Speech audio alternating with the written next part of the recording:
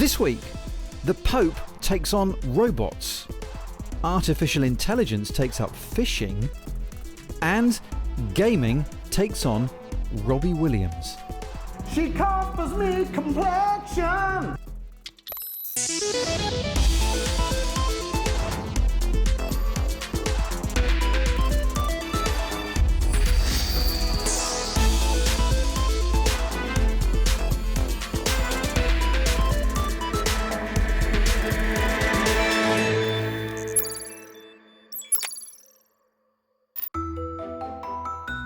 Welcome to Atelier des Lumières in Paris, the mesmerising new digital exhibition by Culture Spaces, a French museum foundation that specialises in immersive art displays. This former 19th century foundry has been transformed to bring to life the paintings of Vincent van Gogh. It also gives visitors the chance to appreciate the influence that Japanese prints had on his work. The immersive audio-visual experience retraces the Dutch master's life and work. Using state-of-the-art visuals and 140 laser video projectors, the artist's works are transformed, becoming stunning moving images that are projected onto 10-metre-high walls. This digital reimagining truly adds a new depth to Van Gogh's work. You really feel like you're actually transported into his paintings. Quite an emotional experience, I have to say.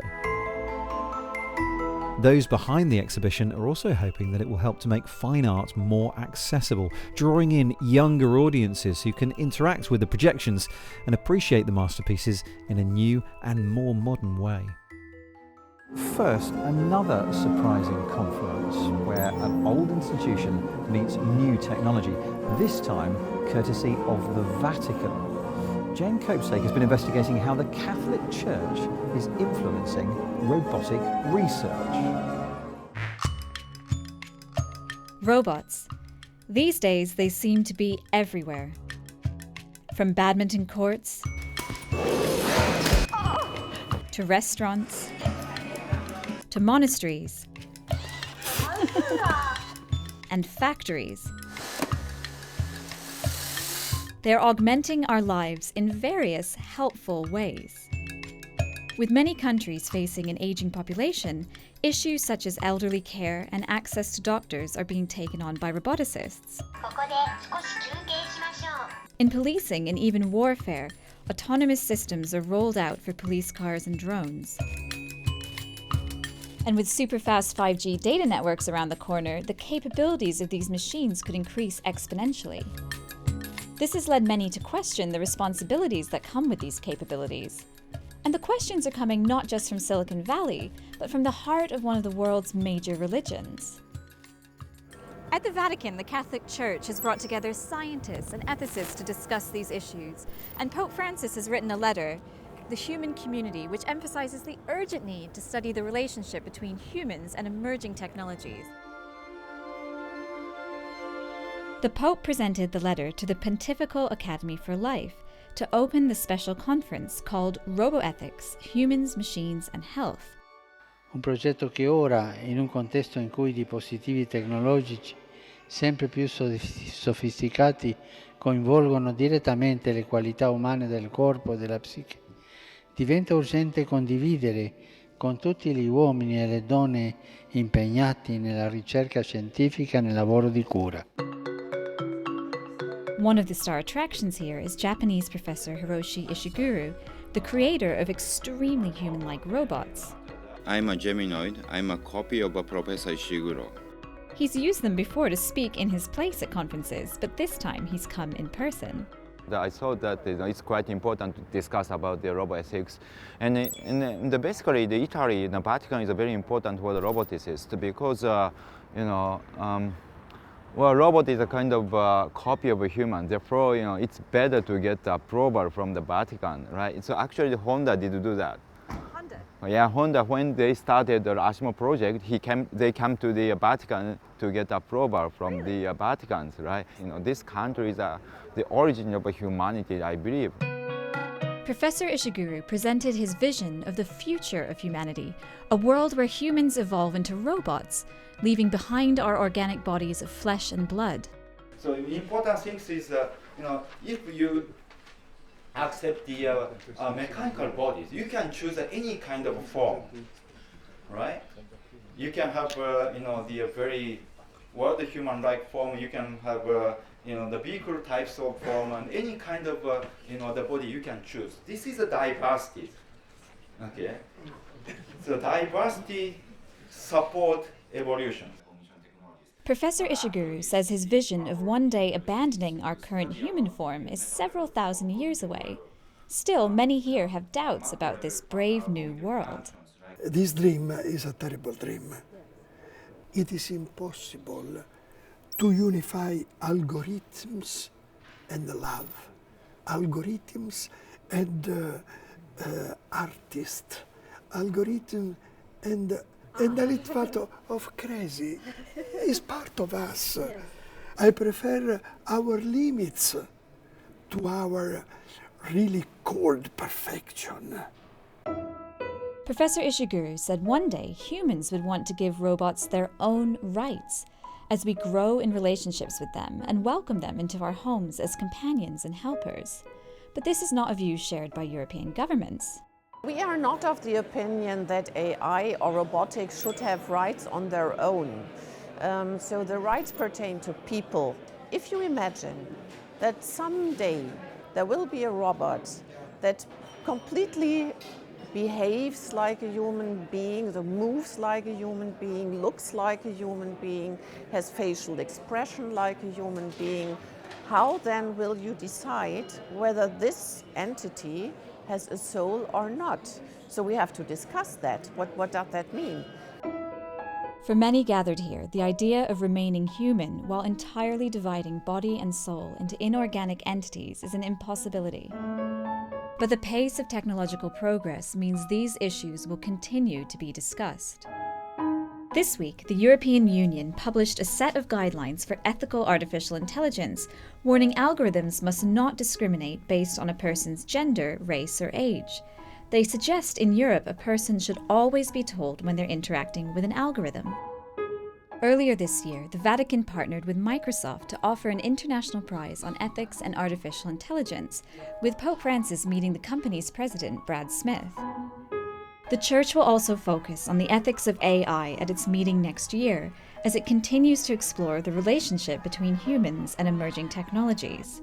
A conversation which could not only affect our future of work, but also shape what defines us as human beings.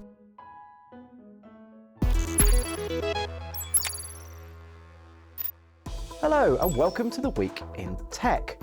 It was the week that authorities in the UK announced proposals for a new regulator for online and social media platforms to protect citizens from so-called online harms. WikiLeaks founder Julian Assange was arrested by police in London after Ecuador withdrew his asylum. And Facebook announced changes to how its algorithm handles the profiles of people who have died, to prevent friends and relatives getting notifications about birthdays or events. A commercial drone delivery service has been cleared for takeoff in the Australian capital city of Canberra following an 18-month trial. Operated by Alphabet subsidiary Wing, the drones will deliver food and drink and over-the-counter chemist products. The drones are only allowed to fly in daylight and must stay 16 feet above humans while flying. Supermarket giant Walmart is to deploy autonomous machines across thousands of its stores in the US. Featuring self-operating floor cleaners, shelf scanners, unloaders and pickup towers, the devices will join the existing machines already in use at selected stores. The company says that they will free up staff for other tasks. And finally, astronomers have finally taken the first ever picture of a black hole.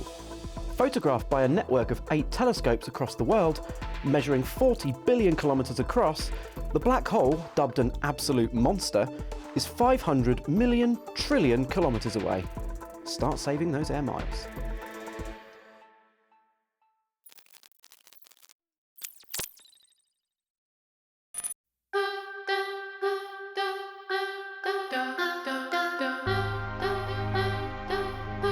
The home makeover show itself seems to be getting a makeover. I'm behind the scenes at a new BBC show that's using virtual reality to reshape couples' homes before actually doing it in real life. Completely not what I expected. And it can get emotional. And that's not the only challenge the producers of Your Home Made Perfect were up against. We're trying to make a really emotional, transformative TV show. And when people have got a headset on, it's very hard to get that or to show that. But what you do is you get great sound. You get oohs and ahs and amazing reactions from people. The show pitches two architects' visions against each other, giving the homeowners the chance to really see their visions come to life before deciding which option to go with. Yeah. Initially, we didn't agree on what we wanted out of the house, whereas I wanted to keep the garden and get rid of the garage. And what's actually happened is the opposite, I think. Yeah, it's switched. It's fascinating not just seeing their reaction to their home, but also their reaction to testing VR for the first time. Oh, wow. Small though. It was so clever. Yeah. The way they've made it so real with the dimensions. It was just like being there, wasn't it? Yeah. It was really weird not being able to walk around because that's your initial thought process because you're in the house and you want to see what's around the corner, but you can't do that with the goggles on. But once you get used to it, it's amazing. It was surreal, I thought. It was a weird experience. Despite everything else involved in this TV show, all the emotions, the fact people are seeing their real homes, this is actually a really great, clear, immersive VR experience.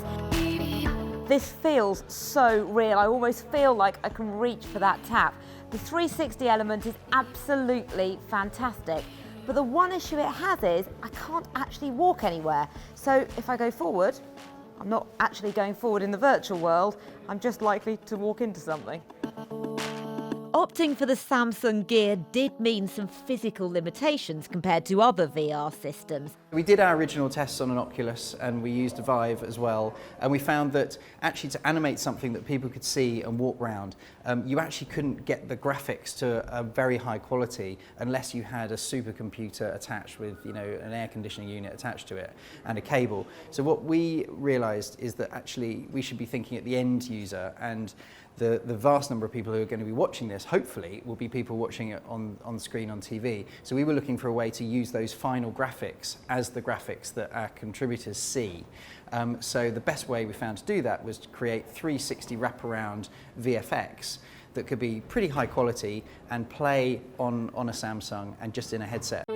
Let's actually get an idea of what open plan could feel like. But revamping your home with the help of a spot of VR isn't exclusive to a TV show. You can do it with one of these and one of these. Planner 5D is just one example of an app that can do that. And with the Android version, you can use the headset. It's pretty simple to set up a new project, although it is quite time-consuming putting in all the details. So first of all, you need your room measurements. You can even choose what the floor's going to look like, what the wall looks like, to make it as true to life as possible. You can then move things around with exactly the right dimensions to see where they will and won't work. It's pretty impressive. That does look like a real room, and the detail is absolutely amazing. So I can see the value in VR for architecture and interiors. It's just a matter of how people will feel about putting the work in to make sure the results do it justice.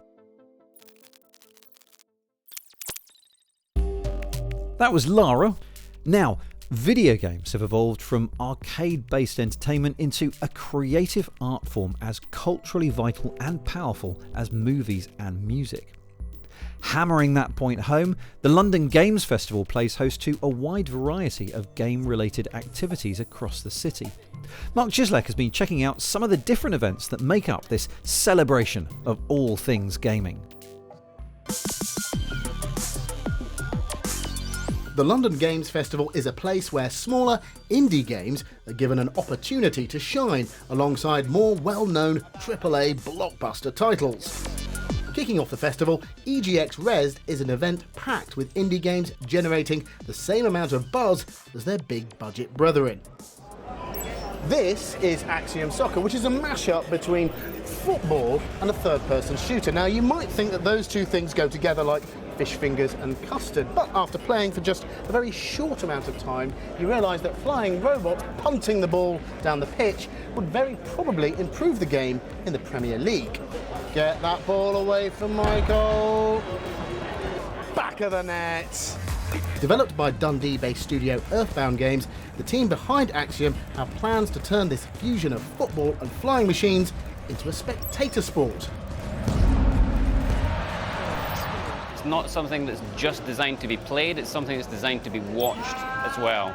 The streaming aspect of games has become huge over the past 5 years, and so we believe that the next stage of spectators is going to be about interactive spectators, interacting in the way that they would if they were at a live football match, for example. This collection of seemingly unrelated objects is a preview of the weirdness that's about to come when playing VR game A Ton of Feathers. There's still something I don't understand. What's that? Okay, you've constructed a setup here which uses some CRT monitors, what looks like an old tape deck, and a cuddly toy. So, I mean, first of all, I just wanted to create a sort of spectacle for people watching. He was the last human we had on ice. Also, I want to sort of leave people with something to take away from the whole experience. So the actual soundtrack of the game is processed through a tape deck. Okay. With an audio cassette tape as the output. So players can take home a little cassette tape of their custom journey throughout the game. Okay. Time to try it out. The game has a story of sorts, a mystery about a serial killer. You all are right in front of me, as clear as day. It quickly becomes less of a mystery to solve. Hi! And more of a pixelated psychedelic journey, exploring what a game actually is. Remove the plug behind you. Oh.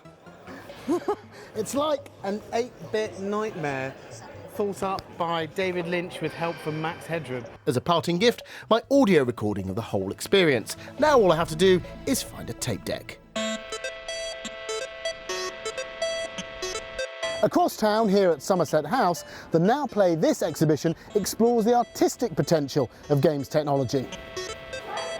Anybody who knows anything about games knows that this is a Nintendo Entertainment System, so far so mid-80s gaming platform, but a closer look at the controllers reveals that they've had all of their buttons removed except for one. So, how are we supposed to play games on this with just one button? Well, with a little help from up to 8 friends. Each controller has just one button, which performs a different function. Run left, run right, jump and so on. In order to play a game, a group of people must work together. About 10 years ago, in 2006, there was a forum post in the accessibility forums, and the moderators there from different accessibility groups were wondering what would the history of video games look like if they were one switch, if they were accessible to folks with limited manual dexterity. And the first post in that forum thread was a Nintendo Entertainment System controller with one A button. And so I wanted to make that image real and see what happens to play. Suddenly, Tetris isn't just about fitting blocks together the right way. It's about deciding, as if by committee, where to put those blocks. So everything becomes multiplayer. And through it fall, she offers me complexion. You might not expect to find karaoke at a games event, but malapropic karaoke raises the art to new levels. The machine plays popular tunes, but randomly generates new lyrics, which, while completely different to the original, should still more or less rhyme. And through it... Another demonstration that we should always challenge our preconceptions of what we consider to be a video game, even if that challenge isn't easy listening. I'm loving angels of bed. Okay, so throughout this programme we've been looking at how the traditional has been given a technological reboot. And to finish things off, well, it doesn't get much more traditional than sushi in Japan. But even there, Stephen Beckett has been finding out how AI has been lending a helping hand to the raw ingredients, i.e. fish.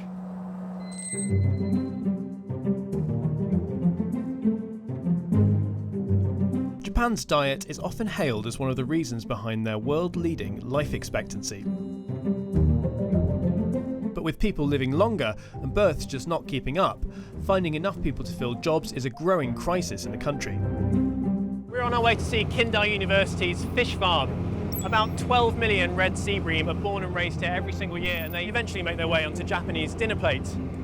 Fishing is an ancient industry here in Japan, but around here they're starting to do things a little differently.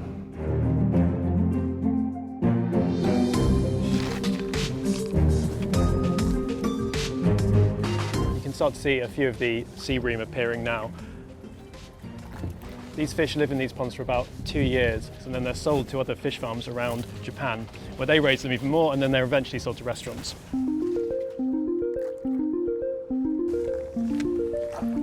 What do you reckon, have they had enough? It might seem serene here, but once a year things get a bit busier. During sorting season, all the fish have to be taken out of the ponds to be sold. It's a manual process that requires teams of workers that are becoming increasingly hard to find. In just a few days, they need to check millions of fish, and to do that, it's crucial the production line runs at peak performance. Until now, that's been the responsibility of this guy. It's his job to regulate the flow using this dial. Too slow and they won't get through all the fish, too fast and the line could get overwhelmed. It might sound simple, but here only the most skilled workers are given the controls. Well, the most skilled workers, and now a new automation AI. The AI worker has been trained to recognise and count the fish as they come through the pump. That means it can regulate the flow just like its human predecessor. From dawn to dusk, somebody had to adjust the amount of fish supplied. So we had to place a highly skilled worker in the position all day. But this system allows us to relocate the person to do other work. The team claim that the AI worker is at least 90% as accurate as a human expert. So while it's not perfect, it's still good enough to get hired. Behind the scenes, the software is running on Microsoft's cloud computing platform. It's one of many companies like Google and Amazon cashing in on the idea of an AI future. What is really interesting here is just how easy AI is to use now. So AI is available in the cloud and it's kind of plug and play. So it's the democratization of AI. So we're seeing, as you might expect, AI being used in the manufacturing industry, the retail industry, but also these primary industries like aquaculture and agriculture. The explosion of cloud services means that even the remotest parts of the world can access specialised computing power like this.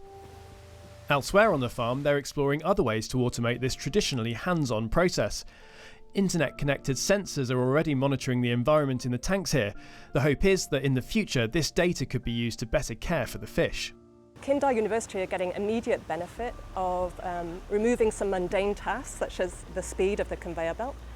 But the data that is collected can be used for all kinds of things, can analyse the environment, can analyse the growth of the fish, and so it can lead to better quality, higher yield, and so on. Right now, only one job here has been handed over to the machines. Next, though, they're looking at whether the more complex task of checking and sorting the fish can be automated too. And doing that means even more jobs could be replaced. In Japan, that's essential, though, to solving the looming worker shortage. It feels like AI is getting pretty good now at solving problems like these, and it's probably just a matter of time before we're seeing it all over the place in similar situations.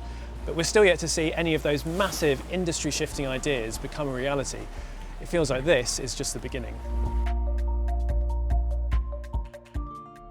Brilliant. That was Stephen Beckett in Japan, and that's it from Atelier des Lumières here in Paris. Don't forget that we live all across social media on Facebook, Instagram, YouTube and Twitter at BBC Click. Thanks for watching, and we will see you soon.